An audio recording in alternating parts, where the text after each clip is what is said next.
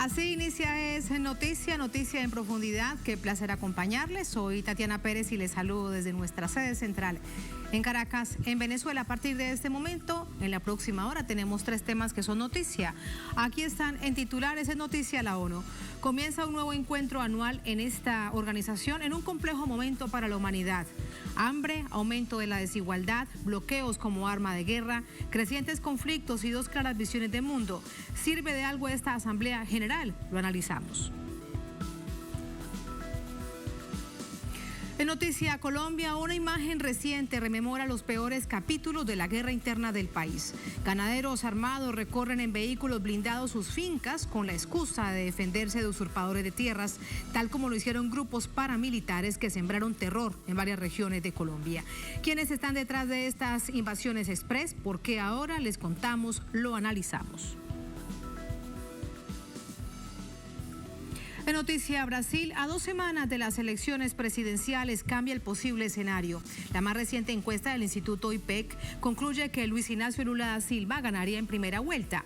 Varias preguntas, ¿cuáles son las razones? Sobre todo, vamos a ver este panorama político electoral. En Noticia Casi comienza. Bienvenidos, bienvenidas.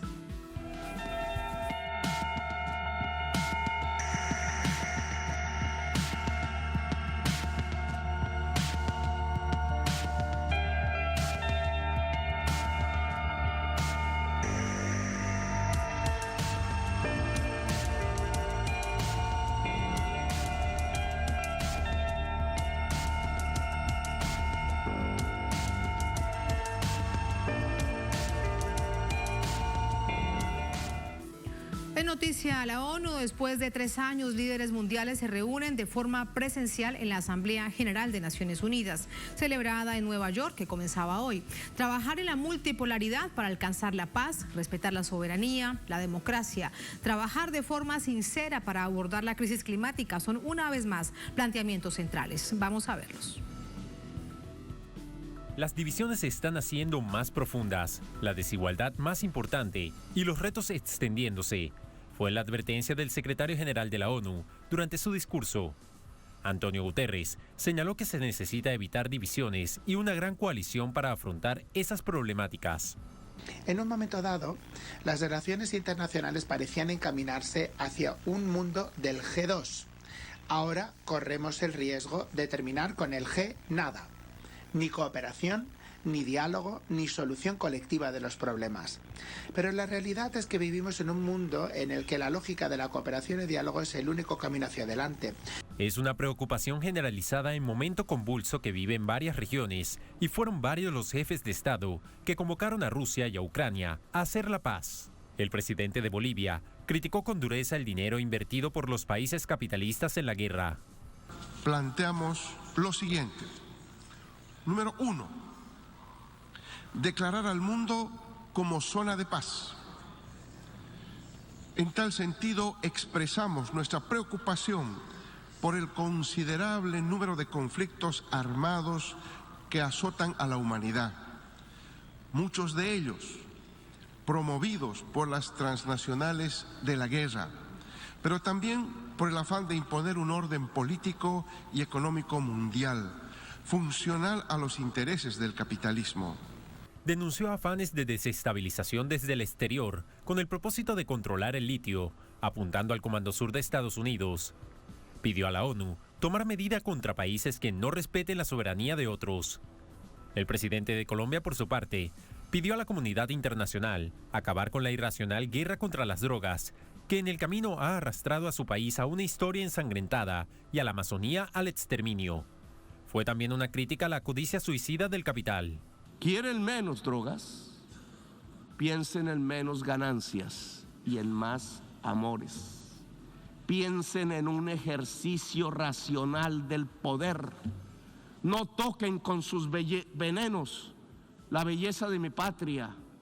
Ayúdennos sin hipocresías a salvar la selva amazónica para salvar la vida de la humanidad en el planeta. La presidenta de Honduras, entre tanto, se refirió a una realidad que se ha replicado en varios países con el objetivo de debilitar sus democracias. Las naciones pobres del mundo Ya no soportamos golpes de Estado. No soportamos el uso de lawfare ni revoluciones de colores, usualmente organizadas para expoliar nuestros vastos recursos naturales. El mandatario argentino Alberto Fernández marcó en su discurso los riesgos de los discursos de odio y la violencia fascista, al tiempo que agradeció la solidaridad que recibió la nación por el intento de magnicidio contra la vicepresidenta Cristina Fernández. Argentina se sumó al reclamo de los pueblos de Cuba y Venezuela para que se levanten los bloqueos que esas naciones padecen. Vamos con nuestra enviada especial a Naciones Unidas, Aisa García. Hola Isa, muy buenas noches. Preguntarte más acerca de esta visión de los líderes mundiales que se dan cita desde hoy varios días sobre la complejidad que padece nuestra humanidad. Adelante, ¿cómo estás? Buenas noches. ¿Qué tal, Tatiana? Muy buenas noches para ti también. Y ciertamente la primera jornada del debate general de la ONU al más alto nivel mostró un panorama bastante complejo de la situación mundial. Se habló de que hoy en día, por ejemplo, existen 55 guerras civiles, un conflicto bélico en Europa, 100 millones de desplazados, 345 millones de personas en situación de pobreza aguda, de las cuales 153 millones son niñas y niños. Se habló de los efectos del cambio climático, entre ellos las sequías extremas, las olas tórridas de calor desde el Cuerno de África hasta Estados Unidos, las inundaciones en Pakistán, cuyas consecuencias aún no se alcanzan a ver. Países como Argentina y Honduras, Tatiana, dejaron claro que no todas las naciones son igualmente responsables de la crisis climática. Un tema clave aquí, y de cómo esto afecta sobre todo a los que han sido siempre postergados. Hay que seguir de cerca, por cierto, Tatiana, la próxima COP de la ONU, la 27, que tendrá lugar en noviembre en Egipto. Aquí están llamando a un mayor compromiso para reducir las emisiones contaminantes que hacen que la temperatura del planeta aumente y que empeore la calidad del aire. Pero quiero seguir con la descripción que hicieron algunos líderes mundiales acerca del panorama internacional. Pedro Castillo, por ejemplo, el presidente de Perú, calificó la situación de compleja, difícil y delicada. Dijo que los equilibrios estratégicos se están modificando y que nuestros pueblos ven con bastante inquietud y preocupación el deterioro de la paz, el deterioro también del medio ambiente y, por supuesto, de la situación económica internacional. Fíjate, Castillo dijo que el mundo se está orientando peligrosamente a situaciones de enfrentamientos y oposición de intereses que están creando, dijo él, una grave tensión. Así, tal cual lo dijo, sin precedente en la historia. No pocos hablaron de los efectos negativos de la pandemia de la COVID-19, los efectos en los procesos productivos y sobre todo hablaron del deterioro que se ha vivido sobre todo en las mayorías pobres y extremadamente pobres del planeta. El presidente de Argentina se preguntaba si es ético que la pandemia se haya cobrado 4 veces más vidas en los países pobres que en los ricos. Y no solo la pandemia complicó el panorama mundial. Ahora estamos viviendo y se habla aquí de la sombra de la inflación y el alza de los precios de la energía a nivel mundial. Países como Argentina, Perú, Bolivia, Honduras y Colombia, por ejemplo, denunciaron cómo todo eso está generando una grave crisis a nivel mundial. Y fíjate, Tatiana, hay temas que siguen en los discursos año tras año de gran parte de los países. Son temas emanados incluso de sendas resoluciones de Naciones Unidas. Ese es el caso del bloqueo comercial, económico y financiero estadounidense contra Cuba, de más de 60 años este bloqueo, y el llamado de la resolución es a poner fin a esa política, también a la política de bloqueo a Venezuela. Y claro, está el tema palestino. Aquí se escucharon como cada año fuertes condenas a la agresión de Israel a Palestina. Te propongo que veamos el detalle de los pronunciamientos en la siguiente historia, Tatiana.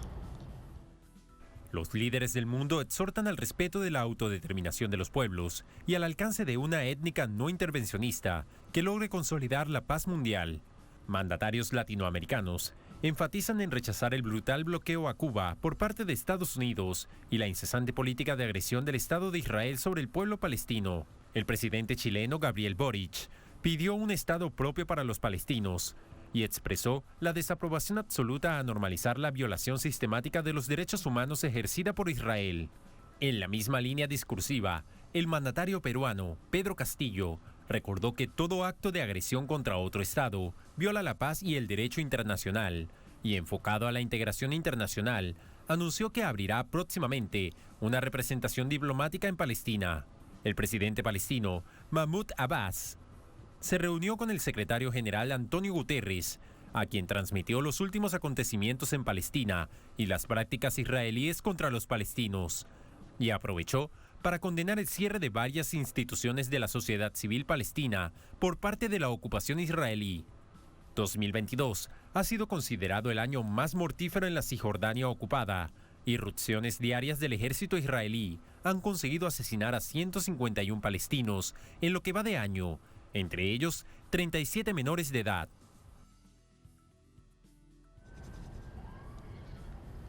37 menores de edad, una cifra bastante importante para narrar y mostrar lo que sucede en Palestina, Tatiana, y me llama la atención que año tras año aquí se aprueban resoluciones de condena a la agresión israelí en Palestina y nada pasa, nada cambia, tomando en cuenta quién es su aliado principal, el aliado principal de Israel, y también tomando en cuenta lo que pasa del otro lado con el caso cubano. ¿Quiénes son los países que siempre se oponen a la resolución que condena el bloqueo contra Cuba? Es precisamente Estados Unidos y su gran aliado Israel. Tatiana, devuelvo los micrófonos contigo.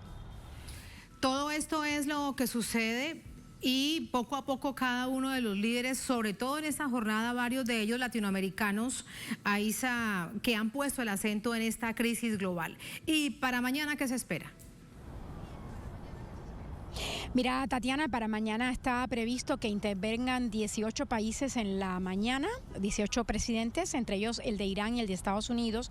Para la tarde está prevista la intervención de Ucrania, de Volodymyr Zelensky. Él asistirá en persona al debate. También intervendrá Cuba. Fíjate, hablará su canciller Bruno Rodríguez en representación del presidente cubano Miguel Díaz-Canel. Entre otros oradores está el canciller de Sudáfrica y los cancilleres de Dominicana y también el de Costa Rica. Va a ser también un día interesante. Hay mucha expectativa sobre lo que va a decir aquí Joe Biden, que acaba de regresar pues de Gran Bretaña, donde asistió a los funerales de la reina Isabel, y se rompió esa tradición de que Estados Unidos fuera el segundo orador del debate al más alto nivel aquí en Naciones Unidas, porque precisamente hoy no estuvo el presidente de Estados Unidos. En su lugar intervino el presidente de Senegal. Tatiana, eso es lo que se espera para mañana. Lo que se espera para mañana, larguísima jornada, Aiza, y zapatos cómodos, porque cada año vemos que aumenta el cansancio con tantos días. Zapatos cómodos, fundamental. Efectivamente, tú sí bien sabes que hay que usar zapatos cómodos y bajitos para aguantar toda una jornada larga. Gracias, Aiza. Un abrazo, hasta mañana. Así es, Tatiana. Un abrazo fuerte para ti también. Hasta mañana. Así vamos a entrar con el análisis. Para ello nos acompaña Ana Teresa Gutiérrez del CID, investigadora internacionalista de la Universidad Autónoma Metropolitana de México. Nos acompaña desde Ciudad de México. Profesora Ana Teresa, bienvenida, muy buenas noches. ¿Cómo está? Ay, buenas noches, Tatiana, un gusto y un honor estar con ustedes. Bien, gracias. Muchísimas gracias, profesora Ana Teresa. En los discursos que hemos visto hoy se plantea toda la situación tan compleja de crisis global, pero se evidencia sobre todo dos visiones de mundo, y parece que año tras año, además de que se evidencian esas dos visiones de mundo, se radicalizan esas dos visiones de mundo. ¿Cuál es su análisis? Bueno, en primer lugar, que la ONU, después de la caída de la Unión Soviética, realmente perdió toda fuerza, porque lo que equilibraba el poder en la ONU, el derecho internacional, era precisamente la fuerza militar de la Unión Soviética contra la fuerza militar de Estados Unidos. Pero una vez que cayó la Unión Soviética, vemos cómo la ONU pierde toda capacidad de negociación y se convierte en un foro al servicio de Estados Unidos. Realmente el presidente López Obrador de México tiene razón cuando dice que la ONU parece florero, y esto es muy evidente desde que Estados Unidos empezó a atacar primero a Afganistán, después a Irak, después a a Libia y posteriormente a Siria. Y no hubo condenas ni sanciones. Y bueno, en lo que a mí me toca estudiar, que es precisamente el problema que se está dando con Ucrania, lo que vemos es que a Zelensky se le da un trato verdaderamente pues increíble. ¿Cómo es posible que aparezcan los Grammys, que aparezcan los parlamentos, todo vía en línea, que aparezca en la ONU? Y bueno, ahí todavía es un foro precisamente para desahogar problemas, pero el curso que ha tomado todas las pues presentaciones de Zelensky en varios eventos, verdaderamente es descarada la forma en que Estados Unidos utiliza a este señor que realmente es un criminal de guerra y que va a tener que ser castigado tarde o temprano porque ha matado muchísima población civil en la cuenca del Don. Entonces estaba yo oyendo el discurso aquí con ustedes de el canciller Scholz diciendo que el mundo no tiene orden ni concierto y que realmente ahora se quiere imponer un orden donde o mejor dicho, una dictadura donde los poderosos utilizan sus ejércitos. Bueno, pues es lo que hace Estados Unidos, llevando esta guerra proxy en Ucrania y bueno, esto no se denuncia. Solamente Rusia. Claro, y muy paradójico, profesora Ana Teresa, que lo diga el canciller alemán, que es parte de la decisión en cuanto a la política exterior de Estados Unidos y que la han aplaudido y por eso Europa está pagando todas las consecuencias. Así que resulta bastante paradójico. ¿Cómo lo ve usted? Si es que está intentando Alemania, después de semejante crisis, llega el invierno, no hay con qué pagar las facturas de energía ni de gas, está tomando distancia de Estados Unidos. Es increíble porque los europeos crearon una crisis artificial a petición o presión de Estados Unidos que no quería, como en anteriores veces hemos platicado con usted, que se abriera el Nord Stream 2. Todo se reduce a eso, porque eso le hubiera dado más peso a Rusia en Europa Occidental y a Alemania en Europa Occidental, y son competencia de Estados Unidos, y vemos cómo pues ellos mismos, siguiendo ese discurso y esas sanciones que impuso Estados Unidos por sus intereses, están sufriendo todo esto que usted plantea, Tatiana, que no van a tener gas y realmente es una catástrofe creada artificialmente en donde no les importa su población.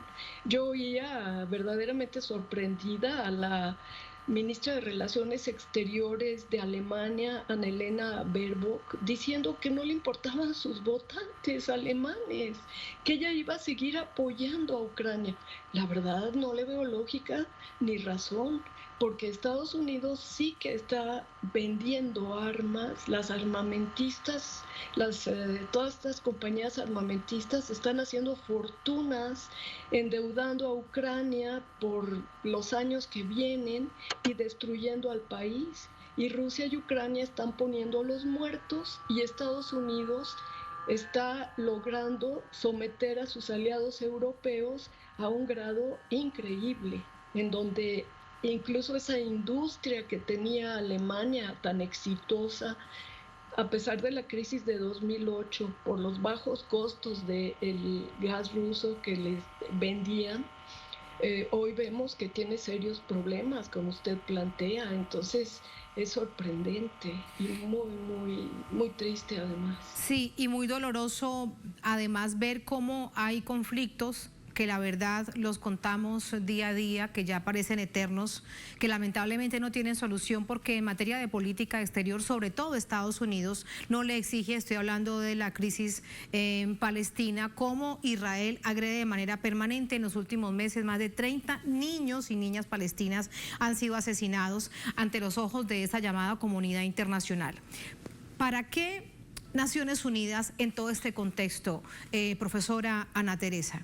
Usted recordaba bien lo que dijo hace muy poco el presidente López Obrador, que Naciones Unidas parece un florero, pero en otras oportunidades, no solamente ahora, de tiempo atrás, se exige una reforma estructural de esta organización a manera de concierto mundial.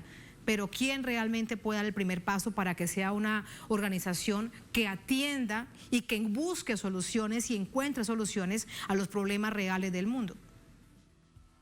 Bueno, afortunadamente me parece que el primer paso es que se están fortaleciendo los países que pueden llegar a ser un contrapeso al unipolarismo estadounidense, que son, bueno, Rusia, China, pero que también en este camino van Irán, Venezuela y otros países asiáticos que han empezado ya a proyectar esta fuerza económica y además militar que puede crear el contrapeso que tenía la era bipolar, donde Estados Unidos tenía muy claro que si violaba ciertas normas del derecho internacional, esto iba a ser en detrimento de su propia posición de fuerza, porque la Unión Soviética iba a su vez a tomar pasos.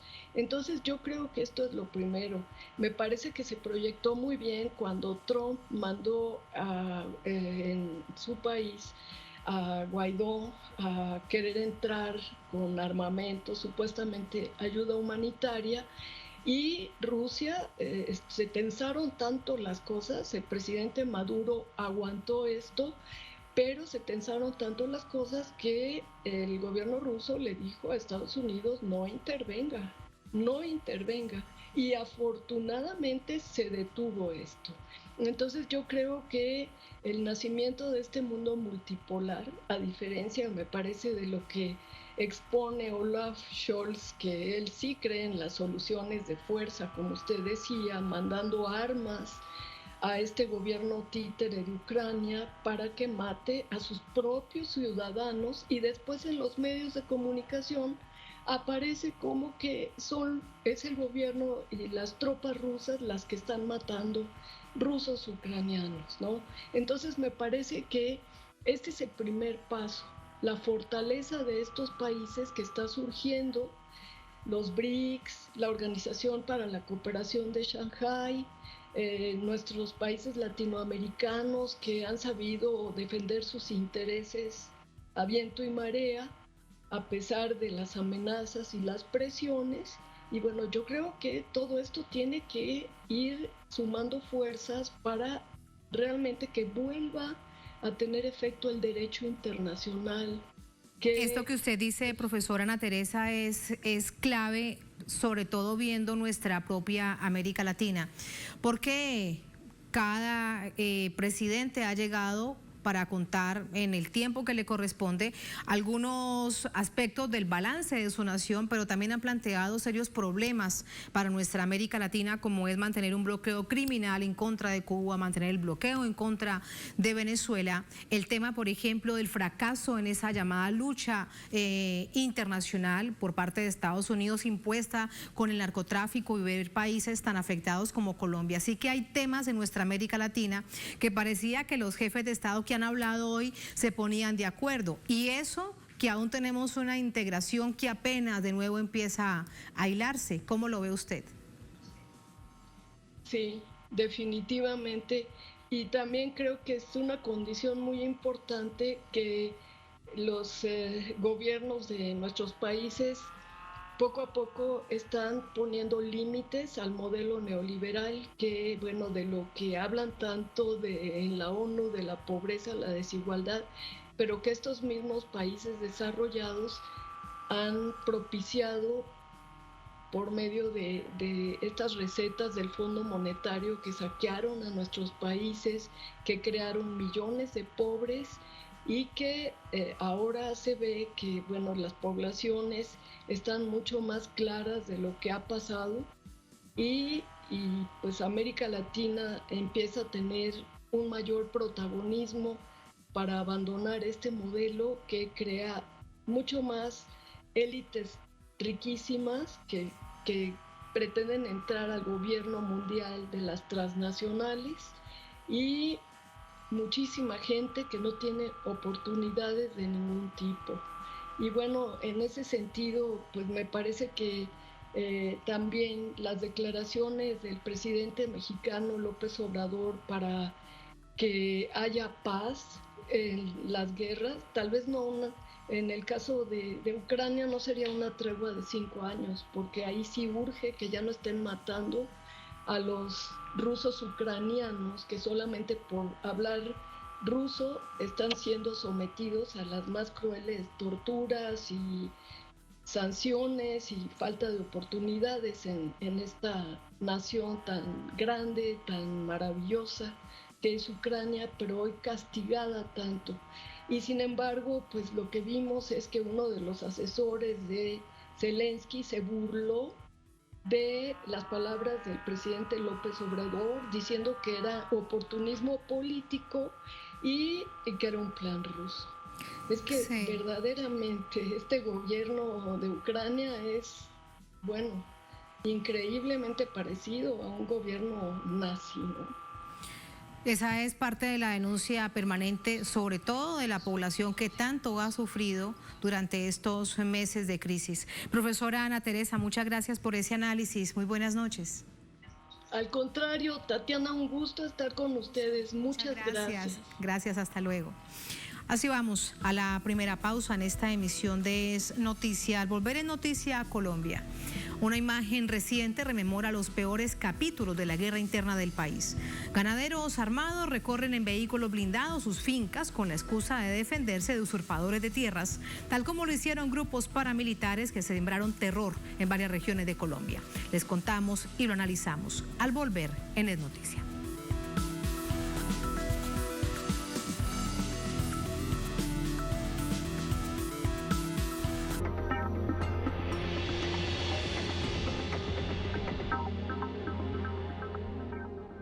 En Conviasa sabemos lo importante que es mover tu negocio. Por eso ofrecemos el servicio Conviasa Cargo. Hoy llevamos tu mercancía a más de 16 destinos internacionales. Con personal calificado y la mejor tarifa del mercado, podrás enviar hasta 90 toneladas. Contáctenos por nuestra página web, correo o el número que aparece en pantalla. Movemos tu negocio siempre a tiempo.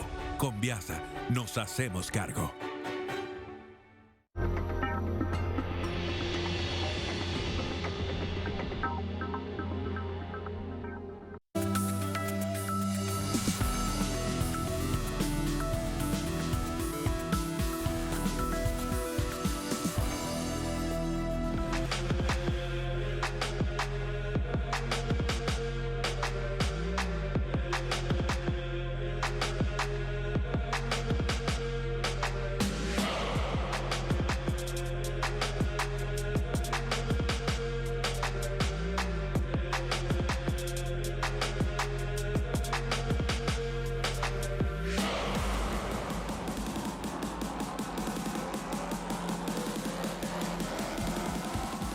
En Noticia Colombia, detrás de una serie de invasiones en tierras que se han registrado durante las últimas semanas, estarían involucrados políticos y funcionarios públicos, así lo advierte la Procuraduría General de la Nación.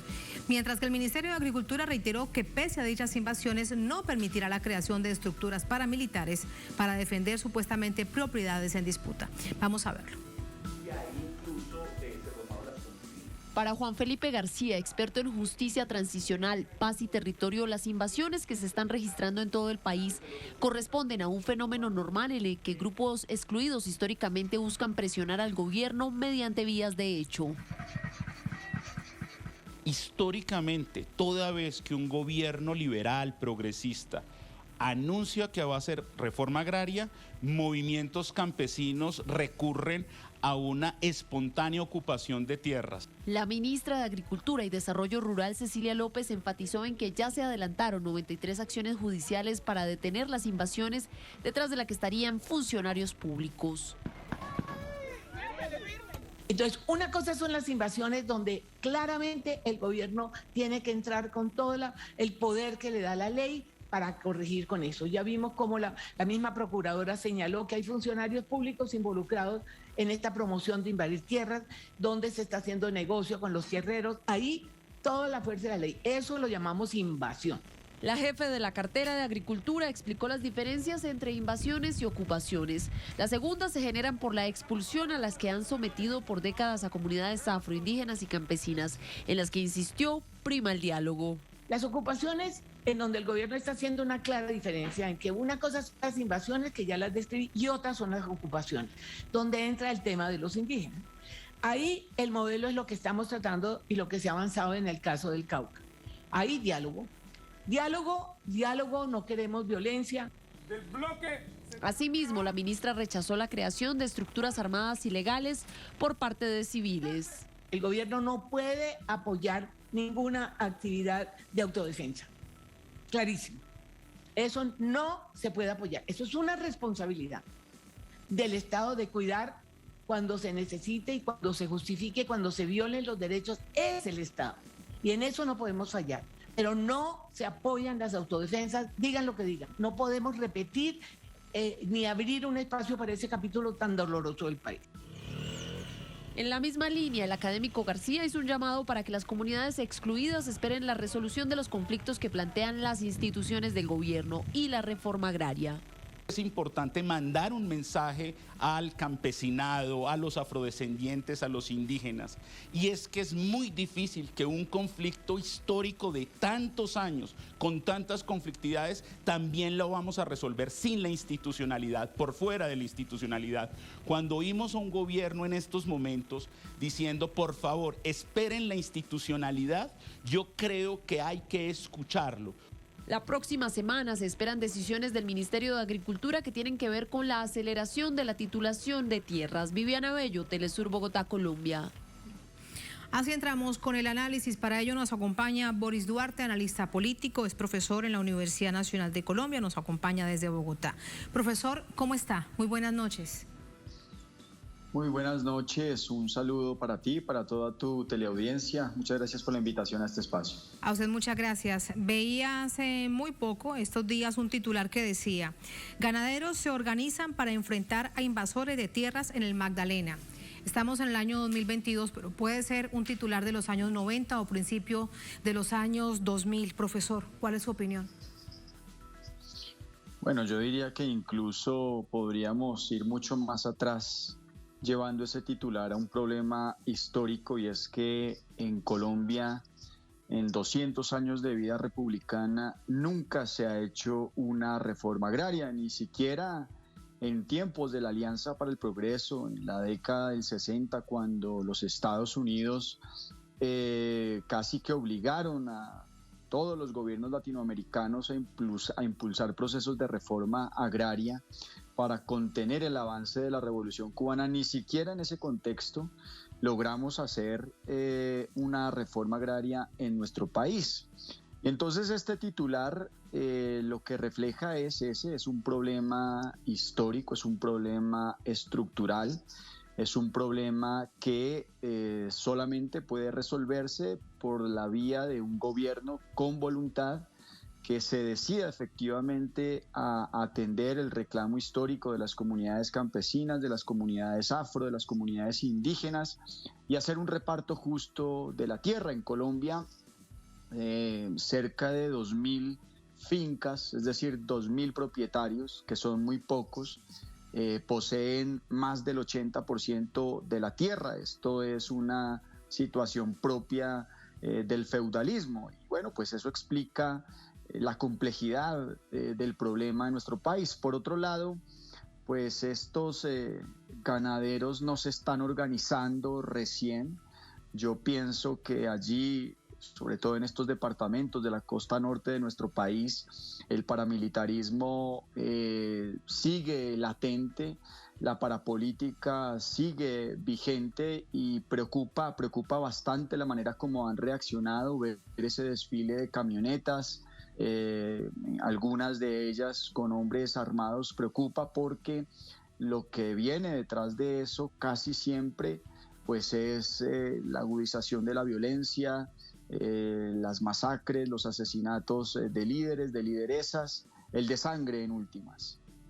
Presidente de FEDEGAN, la Federación de Ganaderos de Colombia, que precisamente aglutina a todos estos sectores ganaderos y terratenientes de los que usted habla, que además históricamente han tenido la tenencia de la tierra y ha sido de familia en familia.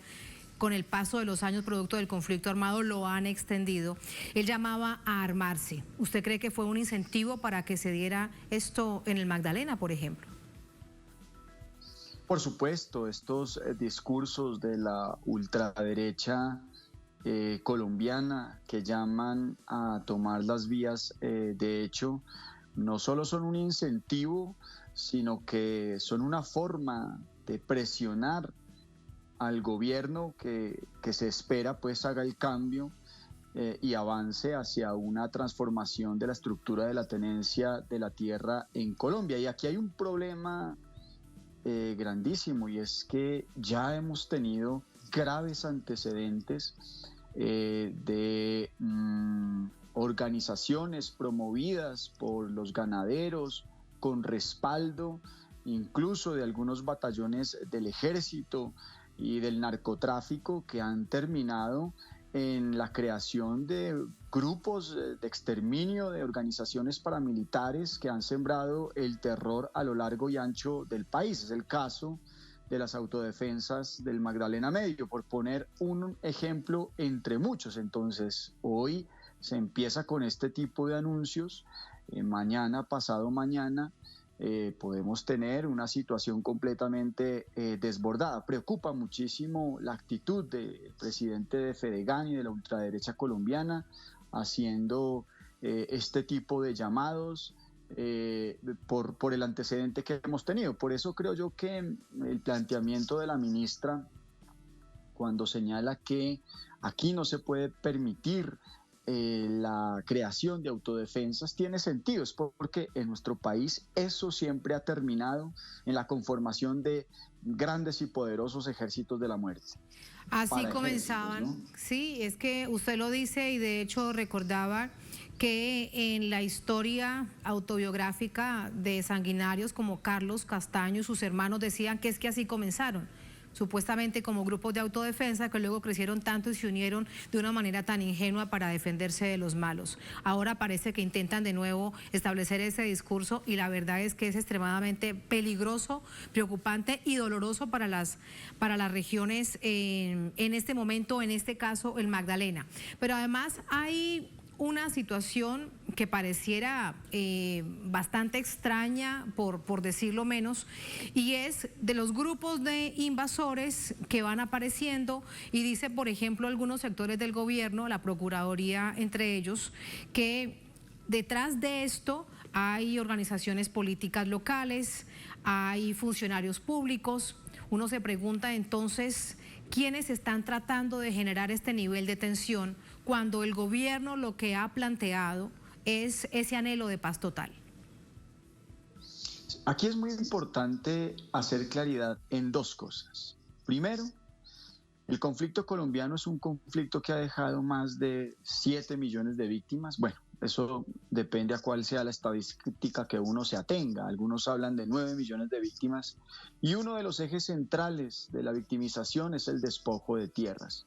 Luego entonces hay un reclamo justificado de muchas comunidades a lo largo y ancho del país que se han sentado gobierno tras gobierno, oportunidad tras oportunidad, para tratar de resolver la problemática y no han recibido solución. Luego entonces es entendible que muchas de estas comunidades pues tengan en algún momento que acudir a las vías de hecho para presionar a las autoridades públicas. Eso es importante tenerlo en cuenta. Pero también es cierto, y esto es la segunda claridad que quiero hacer, que en esa complejidad la derecha colombiana, la ultraderecha colombiana, quiere aprovechar para generar la mayor desestabilización posible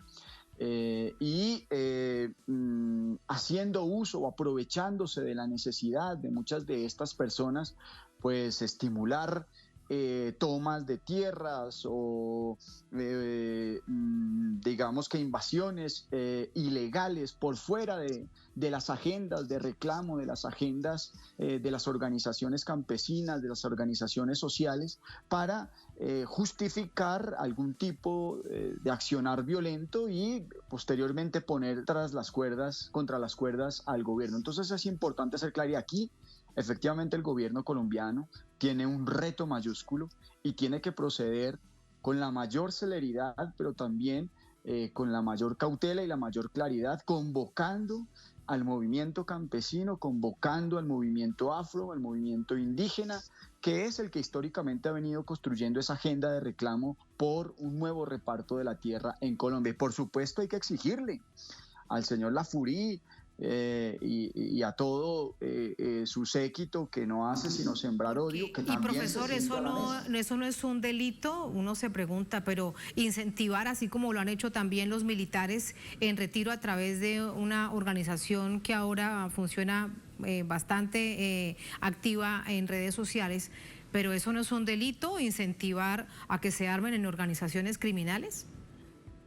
Claro, por supuesto, en nuestro país la promoción de discursos de odio y la organización de grupos paramilitares es un delito, está penalizado y esto debe ser, por supuesto, también investigado por la justicia colombiana. Esperaría uno que la Fiscalía reaccionara también con mayor celeridad frente a esto, porque no puede ser que con tanto que nos ha costado pasar la hoja del conflicto, pues volvamos atrás por cuenta de unas palabras malsanas de un personaje que sabe lo que está haciendo. Muchísimas gracias por el análisis, profesor. Bienvenido siempre. Buenas noches. Bueno, feliz noche para todos y para todas. Muchas gracias. Buenas noches. Así vamos a la última pausa en esta emisión de Es Noticia. Al volver en Noticia a Brasil, a 2 semanas de las elecciones presidenciales, cambia el posible escenario. La más reciente encuesta del Instituto IPEC concluye que Luis Ignacio Lula da Silva ganaría en primera vuelta. ¿Cuáles son las razones? Vamos a verlo al volver en Es Noticia.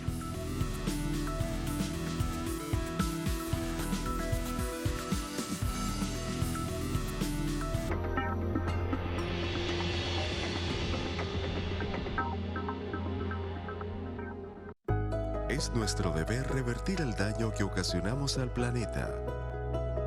Recuperemos nuestros ecosistemas naturales con acciones en defensa del medio ambiente. Sigamos luchando por un mundo más verde. Miércoles, solo por Telesur.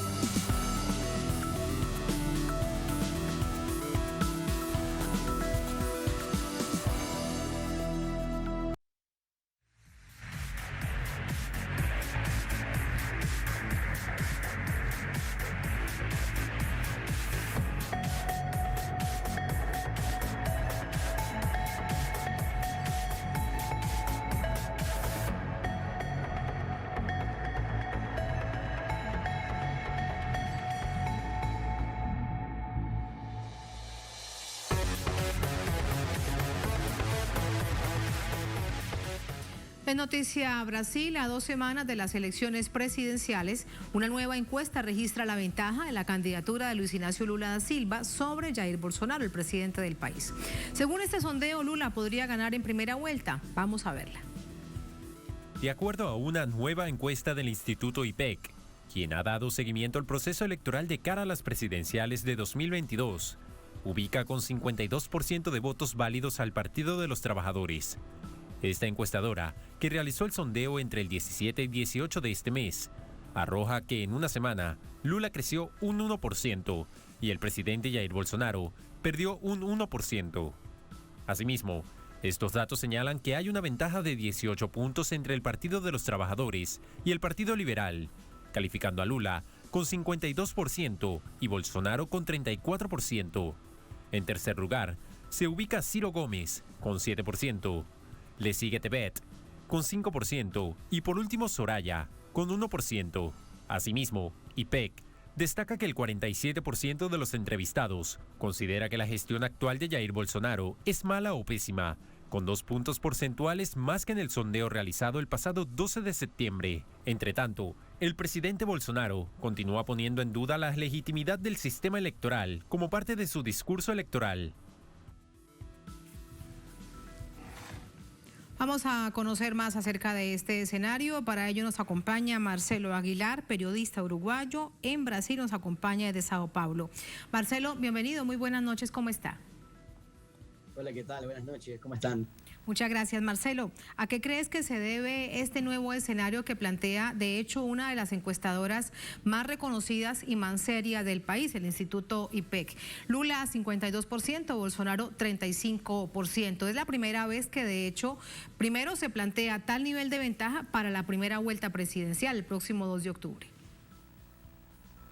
Sí, bueno, creo que esto es bastante multicausal, en el sentido de que hay una parte que responde a la memoria de lo que ha sido el gobierno Lula. Me refiero al crecimiento económico, me refiero a todo ese proceso de avance de políticas sociales y políticas educativas, la enorme ampliación del acceso a la universidad, todo este tipo de cosas que obviamente tienen en la memoria colectiva una importancia muy grande a la hora de medir un gobierno y de elegir el voto. Pero sin duda también el gobierno de Jair Bolsonaro tiene una responsabilidad muy grande en este sentido, porque además de la gravísima crisis económica, creo que todo lo que pasó en Brasil a lo largo de la pandemia demostró también, le demostró al mundo esa falta, esa carencia absoluta de humanidad que tiene Bolsonaro, y ese proyecto de país que no contempla al pueblo, que es un proyecto para los que más tienen. Entonces creo que todos esos elementos se van juntando. No podemos dejar de lado también la política internacional. Brasil en los últimos años se ha convertido en una especie de paria internacional. Esto se ve muy claro en los organismos, el papel que Brasil ha tenido en otros momentos como un protagonista en algunas cuestiones. Por ejemplo, la cuestión ambiental. Brasil ha salido, se ha ido retirando, lo han ido retirando de estos espacios de decisión tan importantes a nivel geopolítico. Y la última quizás demostración de esto fue el nefasto papel que Bolsonaro cumplió en el entierro de la reina en Inglaterra. Lo convirtió en una especie de mitin político, le faltó el respeto a todo el país. Entonces creo que demuestra una vez más ese papel de Brasil, ese papel que Bolsonaro le ha endilgado a Brasil a nivel internacional. Creo que estos son algunos de los elementos, hay muchos más por supuesto, que explican este avance y esta posible victoria de Lula en la primera vuelta. Y en esos escenarios, Marcelo, te pido que analicemos el escenario político interno. La adhesión de Marina Silva, ¿cuánto le ha servido o cuánto puede entenderse también este aumento en la adhesión de Marina Silva? Una ex candidata a la presidencia que, recordemos, en la última elección se midió y marcó muy poco, pero mantenía un voto sobre todo de organizaciones medioambientales. Sí, es importante el apoyo de Marina Silva. En el día de ayer Lula se reunió con 8 expresidenciables, está Enrique Meireles también, algunos más liberales, otros menos. En el caso de Marina Silva tiene bastante apelo en sectores evangélicos y también, como bien decías, en la cuestión ambiental. Creo que es importante, sobre todo porque va generando esta idea de frente amplio, una idea que más atrás, en la campaña, a inicios, se tenía como un horizonte mucho más cercano de generar una especie de frente amplio en defensa de la democracia y contra el avance fascista de Bolsonaro. Esto se fue demorando por diferentes motivos y sobre todo por esa construcción de articulaciones políticas a nivel interno en Brasil, y creo que ahora en esta recta final de la campaña se ha desarrollado más y ha quedado más en evidencia, como pasó en esa reunión de ayer. Recordemos, en 2018, por ejemplo, Guilherme Boulos fue candidato por el PSOL en esa elección, discutía con Meireles, estaban en las antípodas, digamos, Boulos hacia la izquierda y Meireles hacia la derecha, y estaban sentados ayer los dos en un comicio con Lula, en una reunión. Entonces, esto demuestra que se han tejido ciertas alianzas en ese sentido de Lula dialogando y tejiendo una alianza más allá de su arco político esperable, digamos, que son es el PT, el propio PT y las organizaciones de izquierda. Sí. Otro aspecto en ese sentido es la propia el propio candidato a vicepresidente, Gerardo Alckmin, que también es de un sector más tendiente a la derecha, digamos. Sí, de un sector de centro derecha, si lo ubicamos de alguna manera, un sector liberal. Ahora, el papel que juega en este momento Ciro Gómez, obtiene según esta encuesta, bueno, se ha mantenido en un 6-7% en esta encuesta de esta casa entrevistadora, 7% se mantiene en el tercer lugar, pero hay un sector de Ciro Gómez que le va haciendo ojitos políticos al expresidente Lula, y hay además distintos otros sectores fuera de la política, movimientos sociales, etcétera, etcétera, que le están pidiendo a Ciro Gómez que de una vez se una a la candidatura de Luis Ignacio Lula da Silva. ¿Qué crees? Es que Ciro Gómez se ha puesto en un papel bastante triste. Yo considero a Ciro Gómez un político con un proyecto interesante para el país, tiene buenas ideas, ha gestionado, tiene experiencia, inclusive participó del gobierno Lula, pero se ha colocado en un tristísimo papel y se ha convertido, creo que hacia el final de la campaña se ha ido convirtiendo en un personaje cada vez más reaccionario, lo que lo ha alejado. Realmente me cuesta visualizar hoy en día una posibilidad de acercamiento de Ciro Gómez con este bloque, digamos, progresista, democrático. Realmente me cuesta bastante visualizarlo en este momento. Ayer estuvo también en la televisión, en el programa de Ratinho, uno de los más populares acá en Brasil, y también hizo ataques bastante duros a la izquierda como un todo, y dijo algo así como que él quería estar lo más lejos posible de esa gente para no juntarse nunca más. Entonces ha tenido un papel, se ha perdido, desde mi punto de vista, un poco en su propio personaje, se lo ha comido su personaje. Entonces empezó con eso de, bueno, no a la polarización, yo estoy en el medio, soy el candidato que tiene la mejor propuesta para Brasil y los voy a salvar de este infierno, de esta polarización entre Bolsonaro y Lula, con la natural caída y casi que desaparición de esa tercera vía. Se fue quedando cada vez más desesperado Ciro Gómez y se ha convertido en este personaje bastante triste, y me parece bastante difícil realmente que se una a este bloque. Inclusive ha dicho que en el segundo turno, en la segunda vuelta, quizás no declara su voto, lo que sería repetir lo que hizo en 2018 cuando se fue a París y dejó la elección en las manos de Bolsonaro, pero que a su vez encuentra resistencia dentro de su propio partido, el PDT. Salió una carta en estos días y algunos referentes del partido ya han dicho que van a apoyar a Lula en la primera vuelta, entonces todavía eso está en veremos, y estos últimos días van a ser fundamentales para ver hacia dónde va este sector, digamos, que tiene simpatía ya por Ciro Gómez, que es ese porcentaje que vemos ahí en las encuestas. Este 7%, muy complejo este escenario y realmente difícil de entender también esas posturas políticas en momentos históricos también tan complejos para un país en donde evidentemente en este nuevo es un escenario para Brasil de una tercera vía, sin duda lejos está de eso. Muchísimas gracias por el análisis, Marcelo, buenas noches. Gracias a ustedes, muy buenas noches. Hasta luego, buenas noches. Gracias a ustedes por habernos acompañado. Ponemos punto final a esta emisión de Noticia. Hasta mañana. Un placer, sigan con nosotros.